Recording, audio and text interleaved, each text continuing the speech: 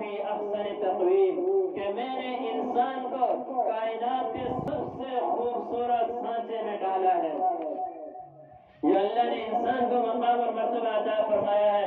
کائنات میں اللہ نے کسی چیز کو اتنا مقام اور مرتبہ عطا نہیں فرمایا ہے جتنا اللہ نے اپنے بندے کو، اپنے انسان کو عطا فرمایا ہے۔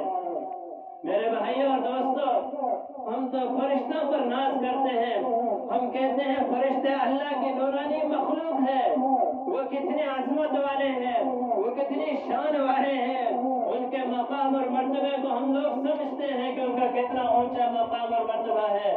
میرے بھائیوں اور دوستوں، ہمارے ذہنوں میں یہ بات سوار ہے کہ مسجد میں اللہ کے فرشتے آتے ہیں، مسجد میں آرام سے بیٹھو، مسجد میں جو ایسی چیز کھا کر کے نہ ہو جس کی وجہ سے بدبو مسجد میں پھیل جائے، اس لیے کہ فرشتوں کو تکلیف ہوگی۔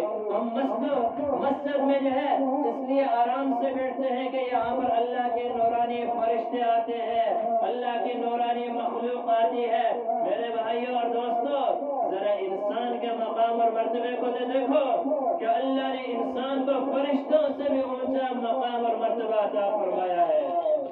میرے اللہ کا فرمان ہے، میرا اللہ فرشتوں سے کہہ رہا ہے، انسان کو بنانے سے پہلے میرا اللہ فرشتوں سے کہہ رہا ہے، وَإِذْ قَالَ رَبُّكَ لِلْمَلَائِكَةِ إِنِّي جَاعِلٌ فِي الْأَرْضِ خَلِيفَةً، اے فرشتوں، میں زمین میں اپنا نائب بنانے والا ہوں، اپنا خلیفہ بنانے والا ہوں، جس کو دوسرے الفاظ میں یوں بھی کہا جا سکتا ہے کہ میں اپنا ثانی بنانے والا ہوں۔ خلیفہ کا مطلب کیا ہوتا ہے؟ نائب کا مطلب کیا ہوتا ہے؟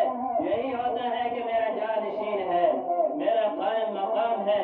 یہاں پر یہ معنی مراد تو نہیں لیا جا سکتا ہے، لیکن میرے اللہ نے جو لفظ چن لیا ہے، اگر اسی لفظ پر انسان غور کرے، کسی اور معنی کی طرف جانے کی ضرورت ہی نہیں۔ میرے اللہ نے فرما دیا ہے کہ میں انسان کو دنیا میں اپنا خلیفہ بنانا چاہتا ہوں۔